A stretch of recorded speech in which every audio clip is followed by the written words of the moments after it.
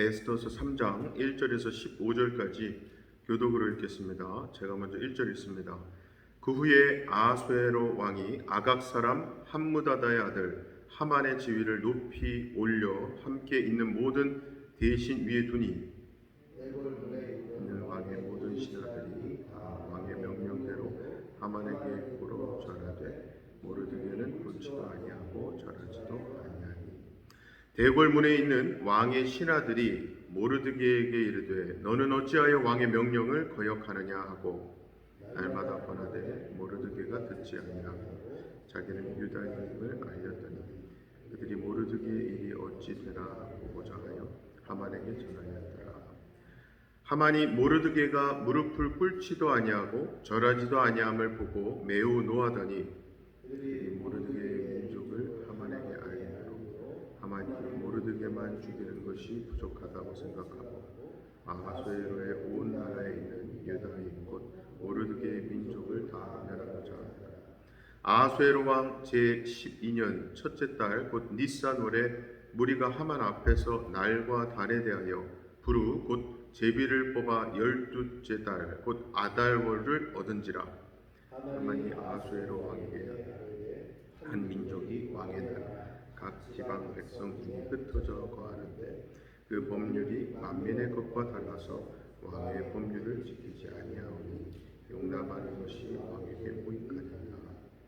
왕이 옳게 여기시거든 조서를 내려 그들을 진멸하소서. 내가 은 1만 달란트를 왕의 일을 맡은 자의 손에 맡겨 왕의 금고에 드리리이다 하니 왕이 편지를 손에서 빼어 유다인의 대적 곧 아각 사람 함무다다의 아들 하만에게 주니 이르되 그 은을 네게 주고 그 백성도 그리하노니 너의 소견에 좋을 대로 행하라 하더라.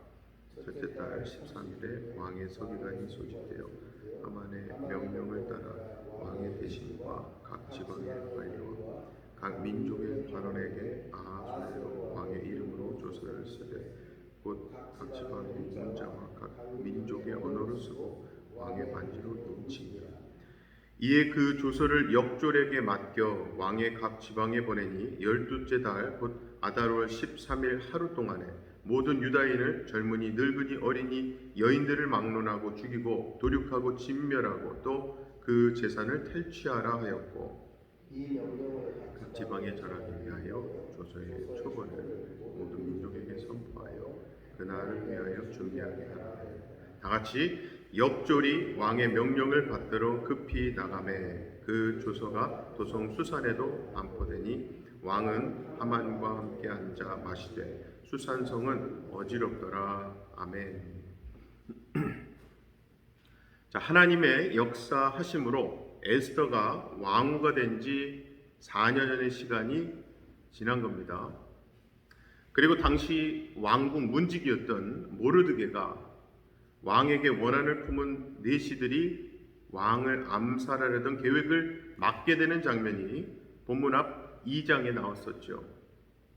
즉 한마디로 왕의 목숨을 살렸던, 그래서 그 어떤 공로보다도 큰 이 모르드게의 공로임에도 불구하고 어찌된 일인지 그의 공로는 이 궁중 일기 속에 그냥 파묻혀 버립니다.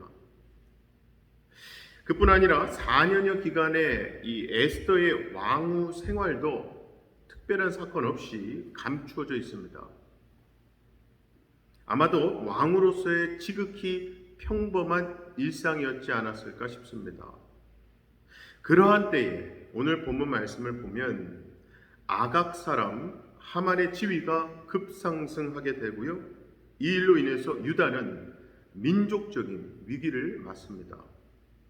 그리고 참 공교롭게도 그 위기의 시발점은 모르드게였는데 아마 모르드게는 당시 하만과의 대결이 민족적인 위기로까지 확대될 것까지는 생각을 못했을 거예요.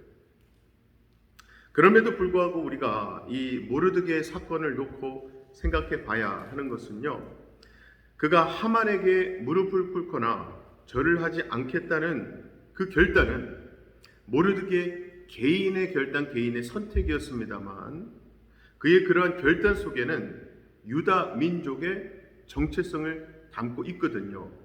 때문에 이번에 모르드게로서 하만과의 이런 개인적인 대결의 양상은 결국 하나님 나라의 영적 전쟁의 의미를 담고 있는 겁니다. 그리고 바로 이러한 측면에서 성경은 지금 이 하만이라는 개인을 소개할 때 굳이 아각 사람 함무다다의 아들이라고 해서 그 가문과 지파를 언급하는 거예요. 그와 마찬가지로 성경이 모르드게 개인을 2장에서 소개할 때도요, 베냐민 자손이며 기스의 증손이요 시므이의 손자요 야일의 아들이라고 굳이 가문과 지파를 언급한 거죠.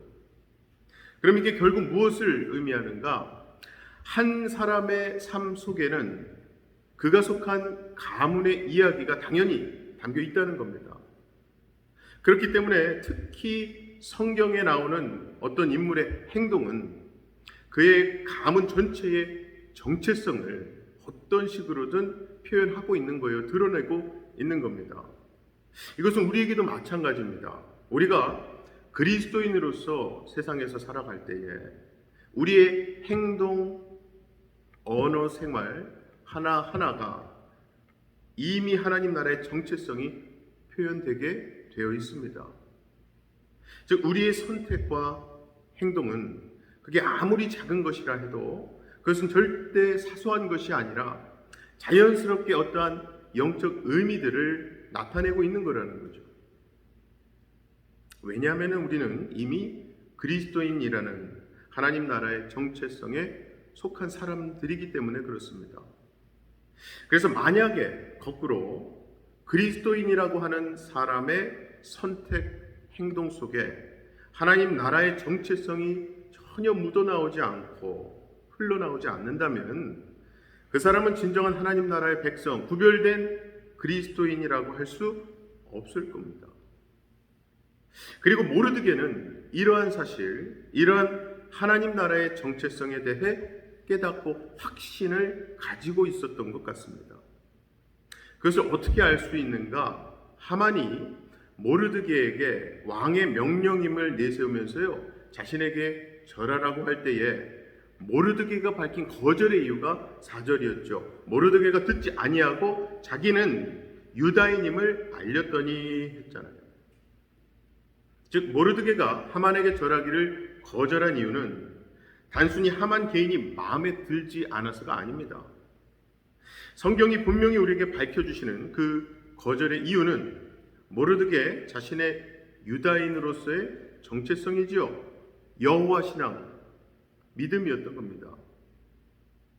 여러분, 사람에게 절하지 않는 이유로 자신이 유다인임을 알렸다는 것은 결국 나는 오직 한 분 하나님만 믿고 섬긴다는 뜻 아니겠습니까? 즉 하나님 외에 그 어떤 존재도 그것이 하나님 위치에 있다면 나는 거절하겠다는 뜻이죠. 왜냐하면 하나님만 섬기는 백성, 하나님만이 유일한 참 신인 것을 고백하는 민족, 그 하나님의 친백성이 바로 유다인의 정체성이기 때문이죠. 그래서 이게 얼핏 보면 하만과 모르드게 개인 사이의 갈등 같지만 사실은 그 속에 아말렉과 이스라엘 사이의 정체성에 대한 문제고요. 더 나아가서는 하나님 나라와 사탄의 영적 전쟁의 성격이 묻어 있는 거예요. 성경은 실제로 하만이 아각의 후손이라고 하는데요. 아각이 누구인고 하니 베냐민 지파 출신으로 이스라엘 첫 왕이었죠. 사울이 아말렉과의 전쟁에서 승리한 바로 그때 당시에 아말렉의 왕, 그가 아각입니다. 이게 참 악연인 것은요, 이스라엘과 아말렉의 전쟁에서 하나님께서는 분명히 진멸하라 하셨는데 사울은 욕망에 이끌려서 하나님의 그 명령을 거역하고 당시 아말렉 왕 아각을 살려두거든요. 그렇게 생명을 겨우 건졌던 아각은 결국 사무엘에 의해 죽임을 당합니다. 그래서 사실 이 성경에서 아말렉은 결국 영적으로 하나님께 도전하는 이 세상의 악을 대표하는 거예요. 바로 그런 의미에서 오늘 본문 말씀도 베냐민 지파의 모르드게 그리고 아각의 후손 하만과의 전쟁이니까 하나님 나라와 사탄 나라의 영적 전쟁의 그림인 거예요. 이것을 뒤집어서 생각해 보시면 이렇습니다. 만약에 모르드게가 유다인으로서의 영적 정체성을 가지지 않고 그의 삶에서 그 정체성이 전혀 표현되지 않는 자기 개인적인 삶만 추구하고 살고 있었다면 그의 삶에서 이러한 영적 전쟁은요 일어나지 않았을 겁니다. 즉 마치 죽은 물고기가 물결을 거슬러 올라갈 수 없는 것처럼 자신의 성공과 안일한 삶에 묻혀서 세상의 시루에 같이 떠내려가고 말겠죠. 죽은 물고기처럼 말입니다. 모르드게도 잘 보면요, 그는 비록 포로 신분이기는 했지만 성공한 사람이었어요. 무엇보다 자기 사촌 동생이 왕후입니다. 그리고 그 자신은 나름대로 관료였어요. 그럼에도 불구하고 모르드게는 자기가 가진 모든 이 권리, 위치를 다 이룰 수도 있는 바른 길을 선택한 겁니다. 즉 그는 적어도 세상에 푹 빠져서 권력에 쩌들고 그렇게 어떻게든 그 이방 땅에서 죽지만 않으려고 세상 길, 세상 방식을 선택하지 않았습니다. 오히려 그는 하나님이 없는 이방 땅에서 나는 하나님의 백성, 하나님의 사람입니다 선언한 거죠. 그러므로 사실 그는 죽어있는 물고기가 아니라 물결을 거슬러 올라갈 수 있는 살아있는 물고기와 같았던 거죠. 그래서 이 모르드게는 비록 에스더서에서만 그것도 조연급 인물로만 나오는 사람입니다만 이 사람이야말로 이 시대에 잠들어 있는 신앙을 숨어 있는 움크러 있는 그리스도인들을 깨우기 위해 하나님이 보내신 사람인 것 같습니다. 정말 만약에 그가 영적 전쟁에 임하지 않고 잘 먹고 잘 사는 데만 만족하고 숨어 살았다면 아마 개인적으로는 혼란과 두려움 속에 휩싸이는 일, 영적 전쟁 이런 일은 없었을 거라고요. 그러나 만약에 그랬다면 그는 결코 성경에서 하나님의 섭리, 그 하나님의 뜻을 이루는 역사의 도구로 쓰임받지는 못했을 겁니다.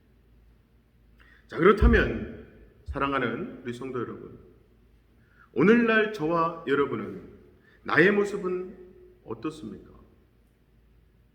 내가 직면하는 모든 선택들과 사람들, 문제들을 향해서 가장 먼저 그 이유와 해답으로서 나는 그리스도인입니다 라는 선포가 있는 영적 전쟁을 여러분께서는 치르고 계십니까?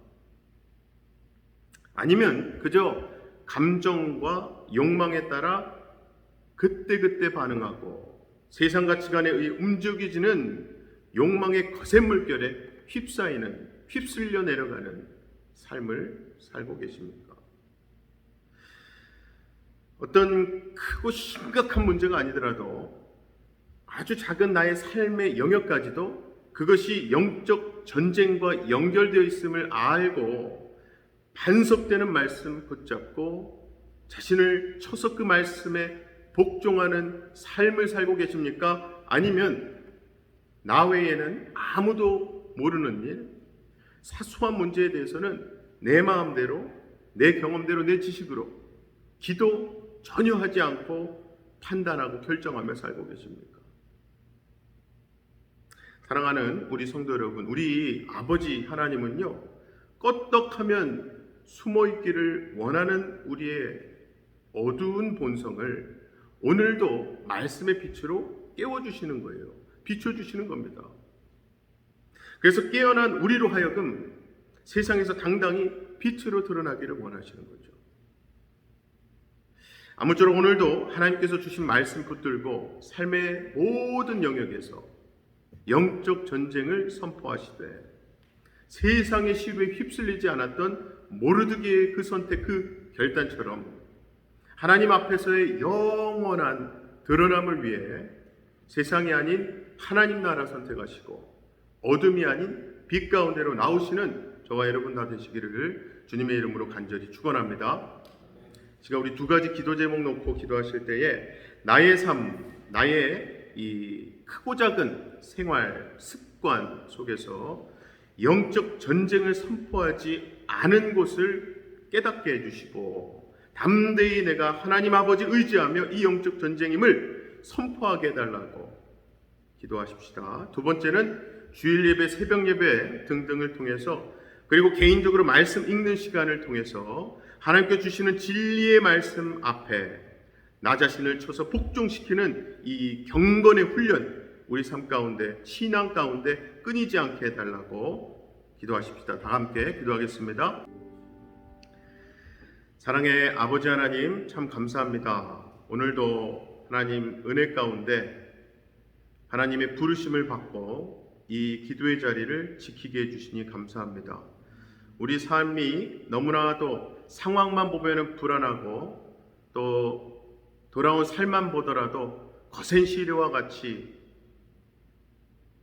잔잔하거나 평안함만 있었던 때가 없었음을 고백합니다. 하지만 하나님께서 우리에게 항상 말씀을 들려주게 하시고 읽게 하시고 붙들게 하시는 데에는 우리 삶 가운데 꼭 붙잡아야 할 반석과 같은 말씀, 우리 삶의 중심축이 되고 우리가 딛고 설 수 있는 하나님 말씀, 그것이 삶의 기반이 됨을 우리로 하여금 깨닫게 하시고 무엇보다 빛 되시는 하나님께서 이 어두운 세상 또 어두운 상황 가운데 우리로 하여금 어디를 바라보고 어디를 향하여 살아가며 걸어가라는 뜻으로서의 말씀을 주실 때에 우리 삶 가운데 다시금 내가 넘어져 있는 곳 또 헤매고 있는 위치 말씀을 통해서 깨닫게 하시고 거기를 딛고 일어서서 하나님이 가리키는 생명을 향한 방향, 우리에게 주신 사명과 소명을 향한 방향 깨닫고 나아갈 수 있도록 주님 도와주시옵소서.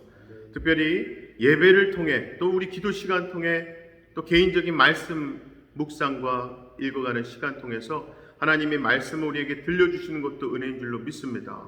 우리 심령이 그 말씀 들려지게 하시고 마음문 또 삶의 길 열려지게 하셔서 그 말씀이 씨앗이 되어 깊이 심겨서 우리 어둠 속에 숨어 들어가려고 하는 어둠의 습성 갖고 있는 우리로서 그 깊은 어둠 속 못된 습성 속에서도 말씀이 들어가 심겨짐으로 생명력을, 회복력을 하나님 붙들고 의지하고 일어나는 추진력을 하나님 허락하여 주시옵소서. 오늘도 그 주실 힘을 의지하고 우리가 믿고 바라며 기도합니다.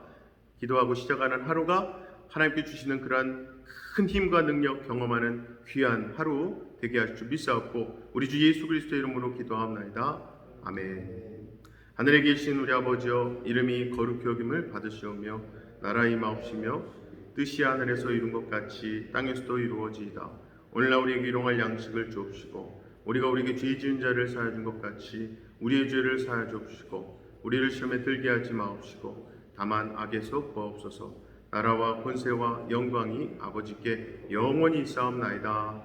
아멘.